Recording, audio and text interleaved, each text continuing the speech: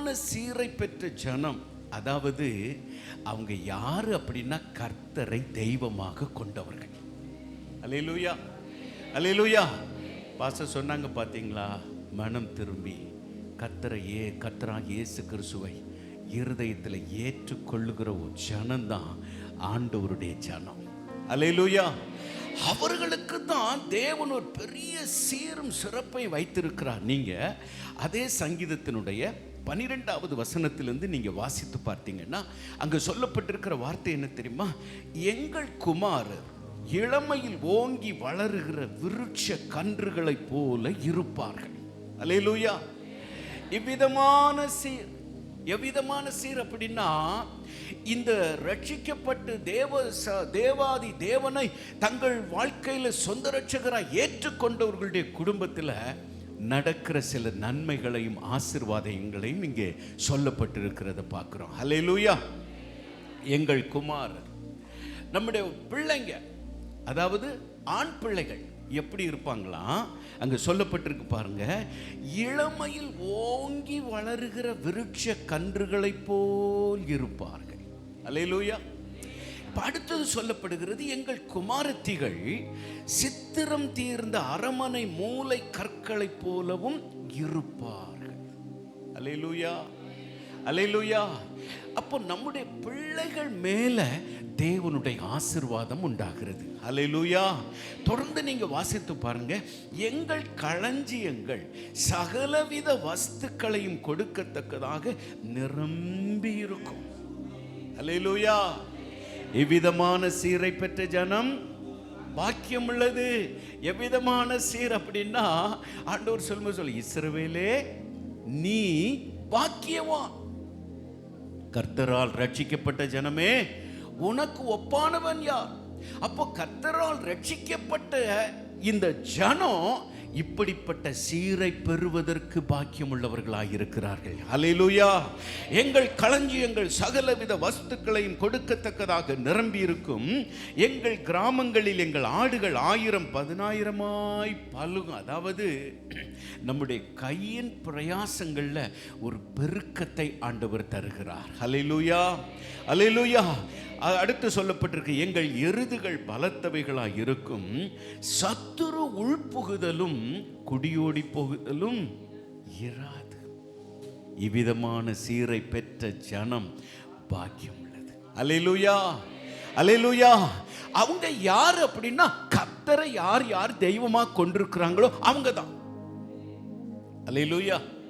இப்போ அதே இதை நீங்க பார்த்தீங்கன்னா யோபுவின் புஸ்தகத்துக்கு திருப்புங்க. யோபுவின் புஸ்தகத்தில் யோபு சொல்லுகிற வார்த்தையை கொஞ்சம் பாருங்களேன். யோபு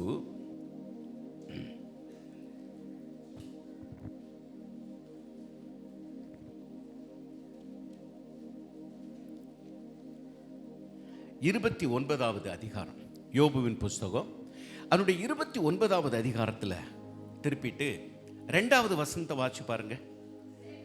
சென்று போன மாதங்களிலும் தேவன் என்னை காப்பாற்றி வந்த நாட்களிலும் எனக்கு உண்டாயிருந்த சீர் இப்பொழுது இருந்தால் நலமாயிருக்கும். அல்லேலூயா.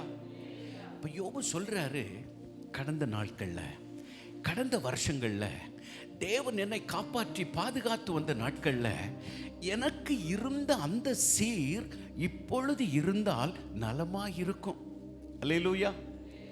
ஏன் இப்போ என்ன அப்படின்னா, நான் எப்படி இருக்கிறேன்? எல்லாவற்றையும் இழந்து, பவுல் சொல்லுகிறது போல நிர்பந்தமான ஒரு மனுஷனை போல நான் இருக்கிறேன். எல்லாவற்றையும் இழந்து நிற்கிறேன். நிர்பந்தமான ஒரு மனுஷனை போல இருக்கிறேன். சாம்பலிலே நான் உட்கார்ந்து இருக்கிறேன். ஒருவேளை இன்னைக்கு இங்க யாரோ ஒருத்தருடைய நிலைமை நீங்க சொல்லலாம், எல்லாவற்றையும் நான் இழந்துட்டேன், இன்னைக்கு ஒரு நிர்பந்தமான மனுஷனை போல நான் என் வாழ்க்கை போய்கொண்டிருக்கிறது என்று சொல்லலாம். ஆனா நிச்சயமாக தேவன் இப்படிப்பட்ட சீரை அவரை சார்ந்திருக்கிற பிள்ளைகளுக்கு தருவேன் என்று அவர் வாக்கு பண்ணுகிறார். அல்லேலூயா, அல்லேலூயா, ஸ்தோத்திரம். அந்த சென்று போன நாட்களின் சீர் யோபுடைய வாழ்க்கையில் எப்படி இருந்தது என்று அந்த 3வது வசனத்தை பாருங்க. அங்க சொல்லப்பட்டிருக்கிறது, அவர் தீபம் என் தலையின் மேல் பிரகாசித்தது, அவர் அருளின வெளிச்சத்தினால் இருளை கடந்து போனேன். அல்லேலூயா. நம்முடைய வாழ்க்கையிலும் பல இருளின் அனுபவங்கள் வருகிறது. எப்படி நம்ம கடந்து போகிறோம்? யோபு சொல்றாரு, அவர் எனக்கு காண்பித்த வெளிச்சத்துல நான் என்ன பண்ணேன்? இருளை கடந்து போனேன், என் பிரச்சனைகளை கடந்து போனேன், பாடுகளை கடந்து போனேன். அல்லேலூயா. 4வது வசனம் சொல்லுகிறது, தேவனுடைய ரகசிய செயல் என் கூடாரத்தின் மேல் இருந்தது. கர்த்தருக்கு பயந்தவர்களிடத்திலே அவருடைய ரகசியம் இருக்கிறது என்று வேதம் சொல்லுகிறது. யோபும் கர்த்தருக்கு பயந்த மனுஷன் தானே, தேவனுக்கு பயந்து பொல்லாப்புக்கு விலகிற மனுஷன் தானே. எனவே தேவனுடைய ரகசிய செயல் அவனுடைய கூடாரத்தின் மேல் இருந்தது. அப்பொழுது சர்வ வல்லவர் என்னோடு இருந்தார், என் பிள்ளைகள் என்னை சூழ்ந்திருந்தார்கள். என் பாதங்களை நான் நெய்யினால் கழுவினேன், கண்மலையிலிருந்து எனக்காக எண்ணெய் நதி போல ஓடி வந்தது. அந்த செல்வ நாட்களின் சீர் இப்போது இருந்தால் நலமாயிருக்கும். அல்லேலூயா, அல்லேலூயா. அப்பொழுது இருந்த அந்த செல்வ நாட்கள், அந்த சீர் நிறைந்த நாட்கள் இப்பொழுது இருந்தால் எனக்கு நலமாயிருக்குமே. அல்லேலூயா, அல்லேலூயா. இஸ்ரவேலே, நீதான் பாக்கியமா. கர்த்தரால் ரட்சிக்கப்பட்ட ஜனமே, உனக்கு ஒப்பானவர்கள் இந்த உலகத்தில் யாருமே கிடையாது. அல்லேலூயா, அல்லேலூயா, அல்லேலூயா. ஆண்டவர் சொல்லுகிற ஒரு வார்த்தை என்ன தெரியுமா? ஸ்தோத்திரம். நீங்க அதை வாசித்து பாருங்க. எரேமியா 36வது அதிகாரம் அதனுடைய 11வது வசனத்தை வாசி பாருங்க. எரேமியா 36 அதனுடைய 11 வாசி பாருங்க.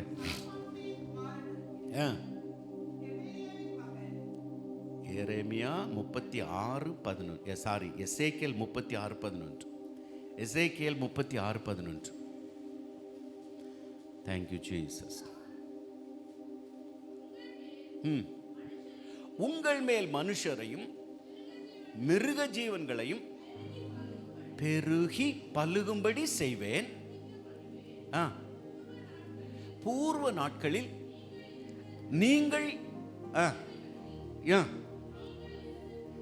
நீங்கள் பூர்வ நாட்களில் நீங்கள் இருந்த நிலையில் நான் உங்களை ஸ்தாபித்து உங்கள் முந்தின சீரை பார்க்கிலும் உங்களுக்கு நற்சீர் உண்டாக செய்வேன். கைகளை உயர்த்தி ஒரு அல்லேலூயா சொல்லுமா. ஆண்டவர் சொல்லுகிறார், உங்கள் முந்தின சீரை பார்க்கிலும். எப்படி சொல்றாரு? எப்படி சொல்றாரு? நற்சீர் உண்டாக செய்வேன். முந்தின சீர். உங்களுக்கு ஒரு லிமிட்டான பிளஸிங் இருந்திருக்கும், ஒரு லிமிட்டான ஆசீர்வாதம் உங்க வாழ்க்கையில் நீங்க பார்த்திருப்பீங்க. ஆனா ஆண்டவர் என்ன சொல்லுகிறார்னா, நற்சீர் உண்டாக செய்வேன். சீர், நற்சீர். அல்லேலூயா. அப்ப முந்தின சீர், இப்போ பிந்தினது எப்படின்னா நற்சீர். அல்லேலூயா, அல்லேலூயா. எத்தனை பேர் விசுவாசிக்கிறீங்க? எத்தனை பேர் விசுவாசிக்கிறீங்க? நிச்சயமாக தேவன் என்னை ஆசீர்வதிப்பார். நிச்சயமாக தேவன் என்னை மேன்மைப்படுத்துவார். நிச்சயமாக தேவன் என் தலையை நிமிர பண்ணுவார்.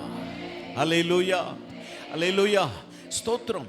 அப்போ முந்தின சீரை பார்க்கிலும் உங்களுக்கு நற்சீர் உண்டாக செய்வேன் அப்படின்னா, உபாகமம் 1ஆம் அதிகாரம் அதனுடைய 11வது வசனம் ஒரு காரியத்தை சொல்லுகிறது பாருங்க. உபாகமம் 1ஆம் அதிகாரம் அதனுடைய 11வது வசனம். நீங்கள் இப்பொழுது இருக்கிறதை பார்க்கிலும் 1000 மடங்கு அதிகமாகும்படி உங்கள் பிதாக்களின் தேவனாகிய கர்த்தர் உங்களுக்கு சொல்லியபடியே உங்களை ஆசீர்வதிப்பாராக. ஒரு அல்லேலூயா சொல்லுமா. இப்பொழுது இருக்கிறதை பார்க்க, இப்பொழுது இருக்கிறதை பார்க்கலாம். அல்லேலூயா. நீங்க கொஞ்சம் யோசிச்சு பாருங்க. ஒருவேளை இன்னைக்கு ஒரு வாடகை வீட்டில் நீங்க இருக்கலாம், இல்லை ஒரு சின்னதா ஒரு வீட்டில் இருக்கலாம், உங்களுக்கு ஒரு சின்ன கார் இருக்கலாம். அப்போ அந்த பிளஸ்ஸிங் எப்படி சொல்றாரு ஆண்டவர்? அந்த வார்த்தை என்ன சொல்லப்படுகிறது? இப்பொழுது இருக்கிறதை பார்க்கிலும் 1000 மடங்கு. அல்லேலூயா, அல்லேலூயா. விசுவாசம் வருதா? நம்பிக்கை வருதா?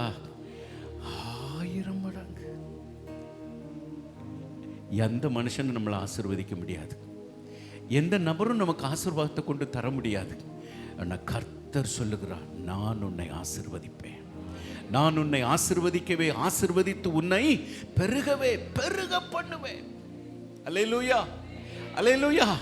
அதற்கு ஒரே ஒரு காரியம்தான், என்ன அப்படின்னா நாம் அவருடைய பிள்ளைகளா இருக்கணும், நாம் அவருடைய பிள்ளைகளா இருக்கணும்.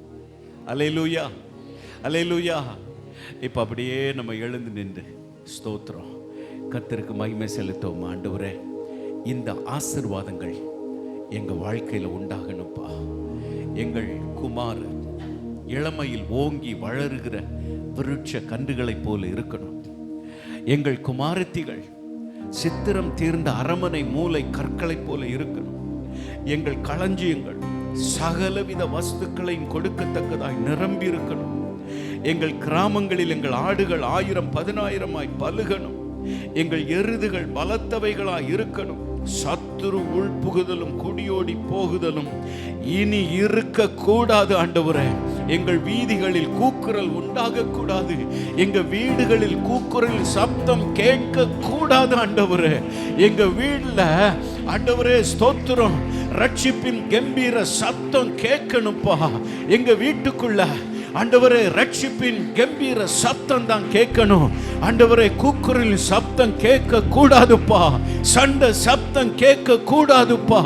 கர்த்தருடைய சப்தம் கேட்கணும், பாடலின் சப்தம் கேட்கணும், துதியின் சத்தம் கேட்கணும், ஜெப சத்தம் எங்க வீட்டுக்குள்ள கேட்கணும்ப்பா. ஆண்டவரே, இப்படிப்பட்ட ஆசீர்வாதத்தினால எங்களை ஆசீர்வதிங்கப்பா. கேளு மகளே, கேளு மகளே. ஹல்லேலூயா, ஹல்லேலூயா, ஹல்லேலூயா, ஹல்லேலூயா, ஹல்லேலூயா. இவ்விதமான சீரை பெற்ற ஜனம் பாக்கியம் உள்ளது, பாக்கியம் உள்ளது, பாக்கியம் உள்ளது. இவ்விதமான சீரை பெற்ற ஜனம் அப்படின்னா கர்த்தரை தெய்வமாக கொண்டிருக்கிற ஜனம், கர்த்தரை தெய்வமாக கொண்டிருக்கிற ஜனம். நான் ஏசப்பா பிள்ளை, நான் இயேசுவை சொந்த இரட்சகராய் ஏற்றுக்கொண்டிருக்கிறேன், நான் அவருடைய வார்த்தையின்படி வாழுகிறேன் என்று சொல்லுவீர்களானால் இன்னைக்கு நீங்க சொல்லுங்க, அப்பா இந்த ஆசீர்வாதங்களினால் எங்களை நிரப்புங்கப்பா, எங்களை நிரப்புங்கப்பா.